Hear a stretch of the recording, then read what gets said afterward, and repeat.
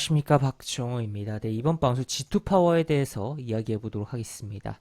영상 하단에 좋아요 한 번씩 눌러주시고 이야기 시작해 보도록 하겠습니다. 네, G2파워가 오늘 상한가를 기록을 했습니다. 이유는 무상증자. 지금 끝나지 않는 정말 무상증자 이슈인 것 같습니다. 오늘 G2파워뿐만 아니라 엔지캠 생명과학이라는 종목도 상한가를 기록을 했는데 결국 동일한 이유죠. 무상증자 이슈가 발생을 했다라고 볼 수 있겠고, 지금 보시면 G2파워 같은 경우는 4개, 1주당 4주를 배정하는 1대4 무상증자를 진행한다라는 것을 공시가 나왔고, 이 공시가 내보내지니까, 장중에 내보내지니까 일단 거래가 정지가 됐었어요. 일시적으로 거래가 정지됐다가 풀릴 때 점으로 이렇게 상한가를 기록을 해서 닫아놓은 하루였다라고 보시면 되겠습니다. 그래서 지금 끝나지 않는 무상증자 이슈다라고도 표현을 해볼 수가 있겠고, 일단 G2파워 같은 경우는 내일 이제 시가가 떠서 뭐 출발을 하겠고, 그 이후의 흐름을 뭐 봐야겠고, 다른 뭐 무상증자 했던 종목들의 흐름을 참고해야겠고, 보유자들 입장에서는 그 권리락을 일정을 체크를 하고 실제 무상증자까지 받을지 여부라든지 받기 전에 수익을 챙길지 여부를 좀 생각을 해봐야 되는 부분이다라고 이야기를 드릴 수가 있겠는데, 일단은 그런 가운데서 무상증자에 대해서 기본 개념과 또 무상증자할 가능성이 높은 종목들의 기본적인 최근의 흐름들을 좀 이야기를 해보도록 하겠습니다. 일단 무상증자는 자본, 잉여금이란 항목에서 자본금으로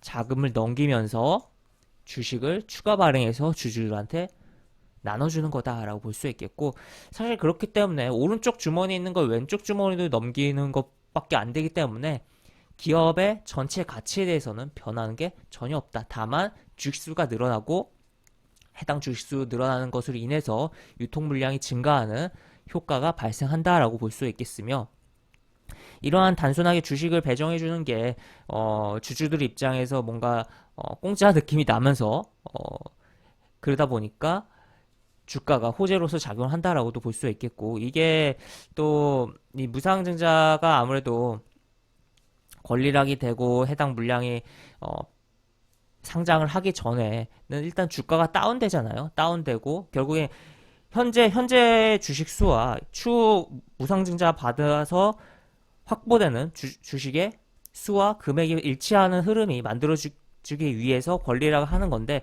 권리락 이후와 무상증자가 물량이 상장하는 그 시기에 시차가 발생합니다. 그러면서 이 종목이 시가총액이 다운돼서 보이는 그러한 효과가 나온다는 거죠. 그러면서 권리락 이후에 주가들이 움직인 케이스에서는 그 효과가 극대화되면서 움직였다라고도 볼 수가 있는 부분인데, 그 후폭풍으로서 결국에는 무상증자 물량이 상장하면 유통 물량이 늘어나면서 주가가 안 좋은 부분도 분명히 작용한다라는 것을 생각을 해볼 수 있겠고, 그래서 보유자들 입장에서 권리락 전에 수익을 챙기거나 뭐 대응을 할지, 아니면 권리락까지 해서 무상증자 물량 받을 거 생각을 하고 그것까지 감안해서 권리락 이후의 흐름에서 대응을 하고 나중에 무상증자 물량 받았을 때 매도를 할지를 생각을 해야 된다라고 볼 수 있겠고, 이 무상증자라는 것도 이제 물량이 결국 상장하는 날에 굉장히 매도가 많이 쏟아질 수가 있는 부분인데, 조금이라도 빨리 매도를 하려면 권리주 매도를 활용을 해야 된다라고 보시면 되겠습니다.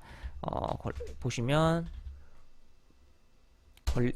키움증권 기준에서 권리 입고 예정 주식 매도 주문 요걸 활용하면은 무상증자 물량이 상장하는 날에 이틀 전부터 매도를 할 수 있다라고 볼 수 있겠고, 왜 이틀 전부터 이게 매도가 가능하냐라고 봤을 때, 기본적으로 우리는 이제 주식이 플러스 2일 결제이기 때문에 그 결제일에만 주식이 있으면 됩니다. 그렇기 때문에 그 이틀 전에 매도가 가능하다라는 거 생각을 해볼 수 있겠습니다.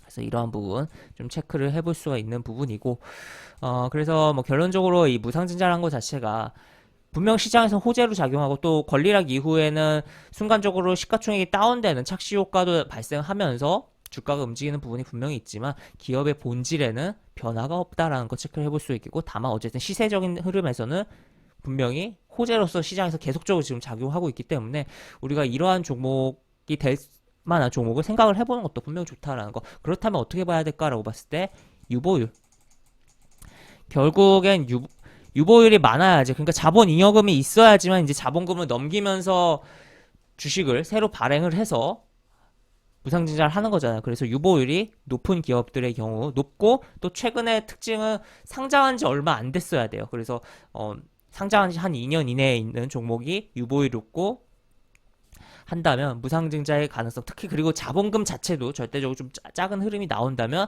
무상증자 가능성이 있는 그런 종목으로, 그냥 가능성에 대한 기대감으로도 충분히 움직일 수 있고, 실제로 그러다가 진짜 무상증자가 나올 수도 있다라는 거. 그래서 이쪽에서 흐름이 원전 관련 이슈도 있었지만 G2파워 같은 경우 무상증자에 대한 기대감이 분명 작용한 종목이었거든요. 그러다가 뭐 왔다 갔다 하다가 실제로 진짜로 무상증자를 공시가 오늘 나왔다라는 거죠. 그래서 그런 것도 좀 체크를 해보면서, 이 G2파워는 뭐 이미 뭐 무상증자 발표한 기업이니까 여기서 뭐 트레이딩 어느 정도 할 수야 있겠지만, 이런 부분보다 새롭게 어떠한 종목이 부각이 혹시라도 될까라는 관점으로 좀 찾아보는 것도 분명히 좋을 것 같다라고 정리를 해볼 수 있겠습니다. 네, 이렇게 볼 수 있겠고, 영상 하단에 보시면 설명과 댓글 부분에 동일한 링크가 들어갑니다. 이 링크 타고 들어오시면 제가 운영하는 무료 카톡방으로 입장을 할 수 있고, 입장하시면 여러가지 장주 시황 관련 코멘트, 속보 관련된 부분, 여러가지 부분들 올려드린 부분 있으니까 이 부분 참고해보시면 주식하시는데 많은 도움이 되지 않을까 싶습니다. 이상 박종호였습니다. 네, 감사합니다.